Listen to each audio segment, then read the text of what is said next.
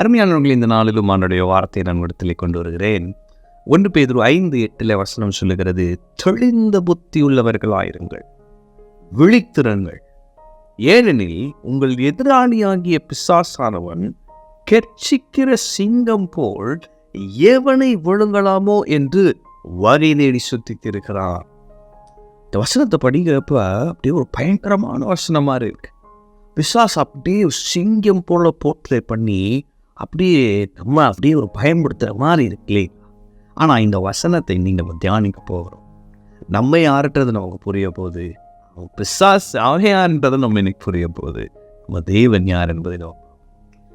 அப்போ முதலாவது பேதுரு சொல்கிறாரு, தெளிந்த புத்தி உள்ளவர்களாயிருங்கள், விழித்திருங்கள். அப்போ நம்ம அலர்ட்டாக இருக்கணும், எப்பயுமே அலர்ட்டாக இருக்கணும். ஏன் அப்படின்னு சொல்லும் பொழுது, உங்கள் எதிராளியாகிய பிசாசானவன் கெர்ச்சிக்கிற சிங்கம் போல்.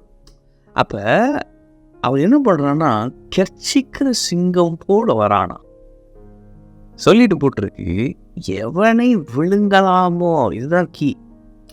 இப்போ சிங்கம் கெர்ச்சிக்குது அப்படின்னா என்ன பண்ணோம்னா, அப்படியே அட்டாக் பண்ணி கடிச்சு தூக்கிட்டு போயிடும் பாரு. இல்லைங்களா? தாவீது சொல்கிறார், சவுல்கிட்ட பேசுகிறப்ப, ஒரு விசை சிங்கம் வந்தது, ஒரு விசை கரடி வந்தது. என்ன பண்ணுது அப்படின்னா, ஆட்டை அப்படியே கடிச்சு கொண்டு போயிடுச்சு. அப்போ சிங்கம் ஒரு ஒரு ஒரு ஆடோ ஒரு கழுதையோ போகும்போது அதை அப்படியே முழுங்கார், கடிச்சு வேட்டையாடி சாவும். ஆனால் இங்கே போட்டிருக்கு, எவனை விழுங்கலாமோ என்று. அப்போ பிசாசுக்கு பல்லு இல்லை, அவன் இந்த சிங்கத்துக்கு பல்லு இல்லை. ஆண்டவர் அதை அப்படியே பிடிக்கிட்டார் அவன். அப்போ அவன் பல் பிடுக்கப்பட்ட சத்ரு, அதிகாரத்தை இழந்த பிசாசானவன், அதிகாரத்தை இழந்த நம்முடைய எதிரி. அப்போ பிசாசுக்கு அதிகாரமே இல்லை பாருங்க. பிசாசுக்கு இருக்கிற அவன்கிட்ட இருந்த எல்லா அதிகாரத்தையும் சிலுவையில் இயேசு உறைந்து கொண்டார்.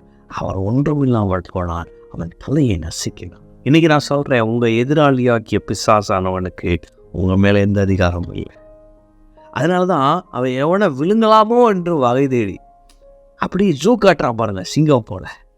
ஆனால் ஆண்டவர் சொல்கிறாரு, என் மகன் என் மகளை நீ புரிந்து கொள், அவன் பல் பிடுங்கப்பட்ட சத்துரு. அவனிடத்திலே வல்லமை இல்லை, அவனிடத்திலே பலன் இல்லை, அவனிடத்திலே சக்தி இல்லை, எதுவும் இல்லை. அவன் என்ன சும்மா ஜூ காட்டுறா பாருங்க. இப்போ இந்த சின்ன பிள்ளைங்களை எப்படி பயன்படுத்துகிறாங்க, பூச்சாண்டி இருக்கான் அப்படின்னு ஒரு ஜூ காட்டி பயன்படுத்துகிறவங்க, அது மாதிரி அவன் அப்படியே ஜூ காட்டுறான். அதுக்கு நம்ம பயந்துருக்கிற வரைக்கும் தான் அவனுக்கு வல்லமை. அவன் நீங்கள் பிசாசுக்கு பயப்படுற வரைக்கும் தான் பிசாசுக்கு வல்லமை. அவனை நீ எதிர்த்து நின்றீங்கன்னா ஓடிடுவான் அவன். அப்போ பிசாசு பல் பிடுங்கப்பட்ட ஒன்றுமில்லாத அவன் ஒரு அசிங்கம் அவன்.